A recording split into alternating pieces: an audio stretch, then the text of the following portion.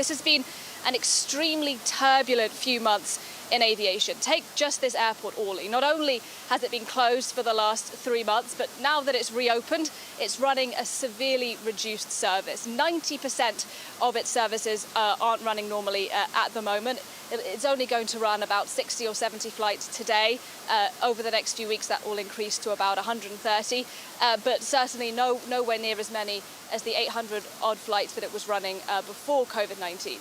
Now, of course, this is a moment of relief for those people here in the airport today who were pleased to see that the flights are getting up and running again, but we really don't know what's going to happen in the next 6 months in aviation. Will borders reopen around the world and therefore flights can resume again?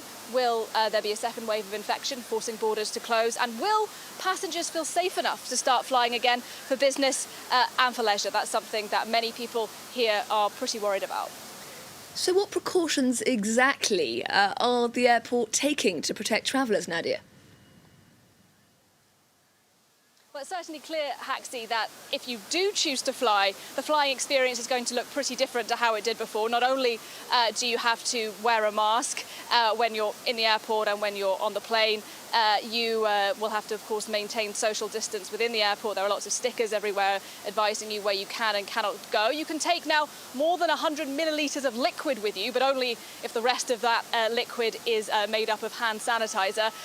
But it's important to note that once you get on the aeroplane, actually the rules are pretty different. The airport's regulations leave you at the gate, and then different airlines will have different rules. Some will check your temperature before you get on the flight. Some will ensure social distance on the plane, leaving a seat empty between passengers. But many airlines, Air France included, Transavia, this flight that's taking off behind me, included, simply can't do that because they say it's financially unviable for the airline. There's also, but the airlines are trying to encourage people to say that the flights are safe. Transavia, for example, is saying that they are sending fresh air out into the cabin every 3 minutes to try and ensure passengers that flying is safe. But of course, that is a major concern, and many of the passengers who I was talking to today before they boarded this flight said they were very relieved to be going home, to be seeing their families after a long 3 months abroad, but they are concerned about safety on this relatively short flight to Porto today.